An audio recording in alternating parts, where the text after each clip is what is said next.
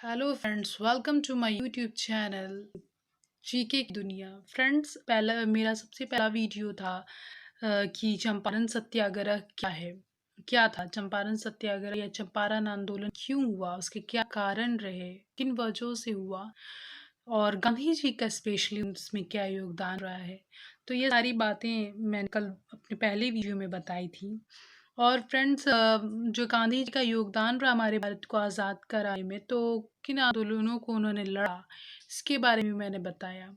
और फ्रेंड्स, अब अगला वीडियो मेरा है उनका दूसरा आंदोलन जो असहयोग आंदोलन है, उसके बारे में मैं बताऊंगी, ताकि आप लोग को मैं एक नोट्स के ज़रिए आप लोग को ये बातें बताती हूँ, ताकि आप जो भी एग्ज़ाम, जैसे मैंने कहा कि सीडीपीओ या बीपीएससी वगैरह का जो भी एग्ज़ाम दे रहे हैं आप, उसमें काफ़ी हेल्पफुल होगा हमारा ये नोट्स, क्योंकि हमने बहुत सारी बुक्स का कलेक्शन कर बनाया है। और दूसरी बात ये कि मैंने सारी चीज़ें इसमें मेंशन की हैं, जो जब ये आंदोलन हुए उनमें क्या क्या जो इम्पोर्टेंट चीज़ें हैं, सारी मैंने इनसे मेंशन की हैं। तो चलिए फ्रेंड्स, आज का वीडियो स्टार्ट करते हैं।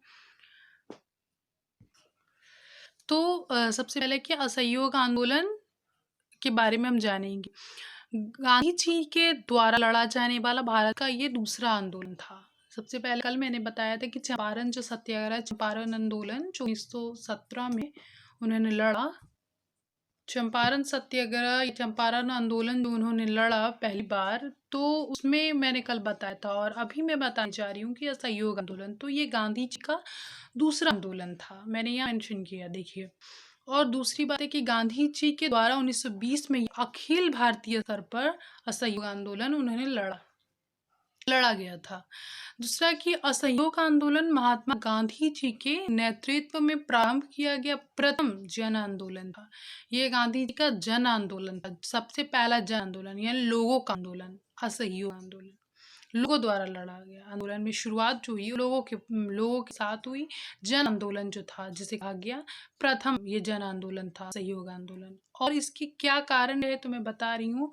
असहयोग आंदोलन के कारण रहे खिलाफत आंदोलन जो 1919 में हुआ, और हमारा दूसरा पंजाब में सरकार की बर्बर कार्यवाहियों के विरुद्ध न्याय प्राप्त करना, यानी जो पंजाब में जो सरकार थी उसकी बर्बर कार्यवाहियों के विरुद्ध न्याय प्राप्त करना। और हमारा तीसरा क्या था, स्वराज की प्राप्ति करना। ये तीन चीज़ें थी जो बहुत इंपॉर्टेंट थी, जिनकी वजह से आंदोलन जो कारण रहा, ये आंदोलन के कारण रहे। और ये कह सकते हैं कि असहयोग आंदोलन का जो कारण था वो रॉलेट एक्ट भी था, जो 1919 में हुआ। और इसकी शुरुआत जो 1 अगस्त 1920 में हुई थी, जिसका परिणाम असफल रहा। तो रॉलेट एक्ट के बारे में मैं बताऊंगी, और आगे थोड़ा सा कि इसे कौन सा कानून कहा जाता है। तो यहाँ देखिए, ये असहयोग आंदोलन एक नहीं अनेक कार्यों का परिणाम रहा है। बहुत सारे इसके कारण रहे असहयोग आंदोलन होने के। अब इनमें देखिए, प्रथम विश्व युद्ध ने भी सहयोग प्रदान किया। इसमें प्रथम विश्व युद्ध का भी अहम रोल रहा है इस आंदोलन के होने में। और इसमें 1919 का रॉलेट एक्ट, जैसे अभी मैंने बताया, और जिसको कहा जाता है बिना वकील, बिना अपील, बिना दलील का कानून, इसे कहा जाता है।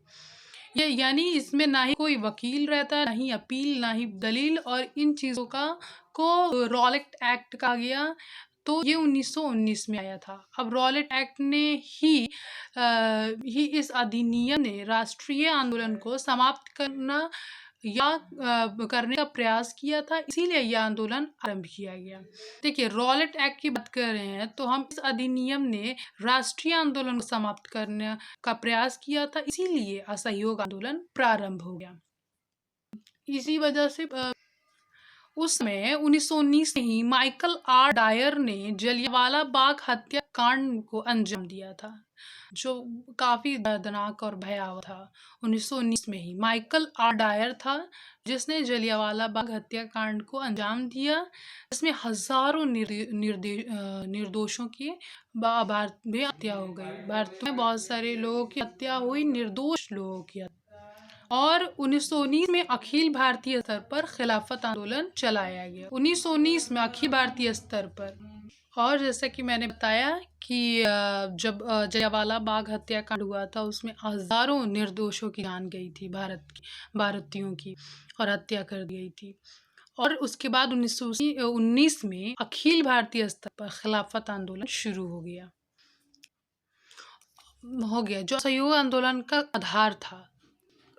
जो खिलाफत आंदोलन के बारे में अभी बता रही हूँ आपको, वो 1919 में उसकी शुरुआत हुई, जब ये हत्या हुई, जलियांवाला बाग हत्याकांड हुआ, उसके बाद ही खिलाफत आंदोलन शुरू हुआ था, जो असहयोग आंदोलन का आधार था।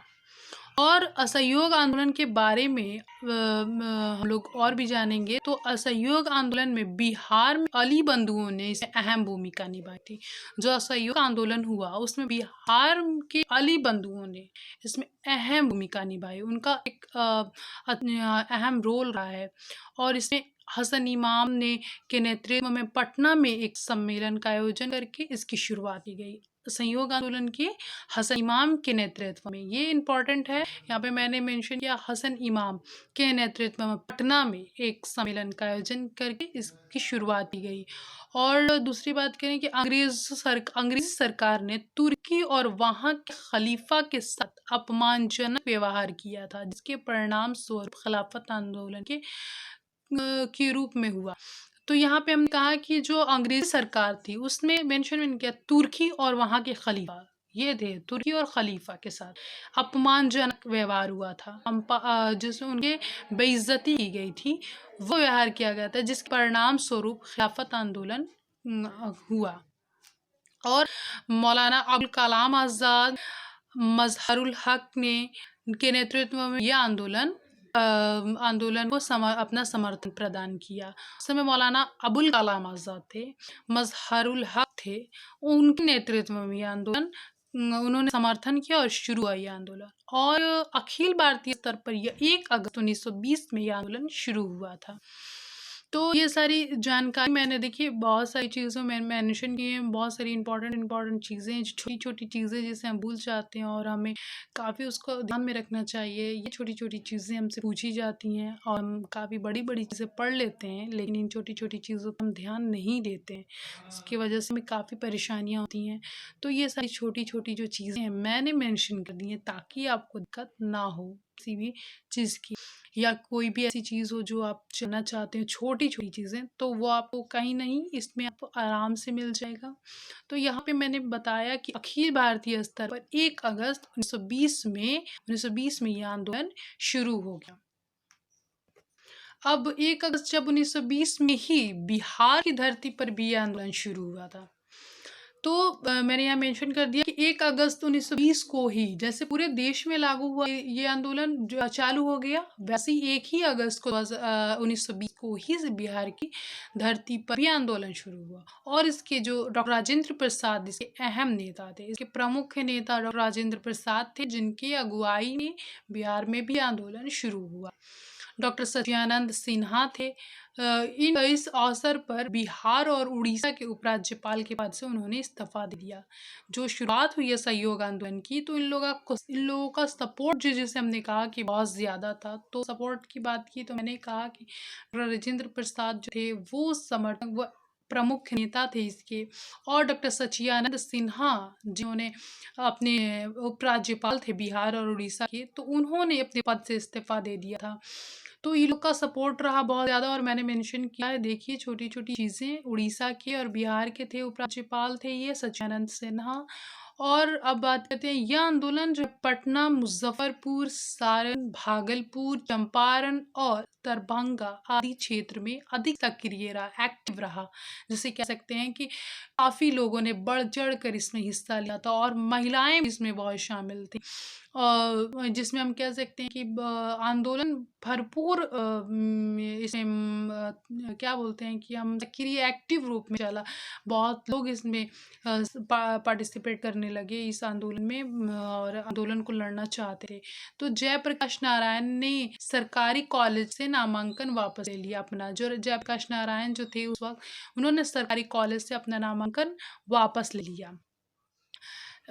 श्री कृष्ण सिंह, मोहम्मद जुबैर हुसैन, अनुग्रह नारायण सिंह ने अपनी वकालत के पेशे को त्याग दिया। जो श्री कृष्ण थे, सिंह थे, मोहम्मद ज़ुबैर हुसैन थे, अनुग्रह नारायण सिंह थे। ये लोग वकील थे। तो इन्होंने अपनी वकालत के पेशे को त्याग दिया। सिर्फ़ किसी असहयोग आंदोलन जो हुआ उस वजह से गांधी जी को सपोर्ट करने के लिए इन्होंने अपने जो चीज़ें थी, जो गवर्नमेंट रिलेटेड चीज़ें थी, वो जो नौकरी थी, नामांकन था, वो सारी चीज़ें उन्होंने त्याग दी ताकि वो भरपूर इस आंदोलन में अपना पूरा 100% दे सकें और आंदोलन को सफल बनाएं और जो डिमांड थी उन लोगों की वो पूरी करें। तो मैं और भी इसके बारे में और भी जानकारी आपको अपने अगले वीडियो में दूंगी। फ्रेंड्स, अगर ये वीडियो आई होप आपको अच्छा लगा हो, पसंद आया हो, आपके लिए काफ़ी हेल्पफुल हो, जो अभी आप एग्ज़ाम देना चाहते हैं उन सब एग्ज़ाम्स में ये हेल्पफुल हो। और फ्रेंड्स, अगर मेरा वीडियो आपको पसंद आया हो तो प्लीज़ इसे लाइक करिए, शेयर करिए और सब्सक्राइब करना बिल्कुल ना भूलिए। Thank you friends.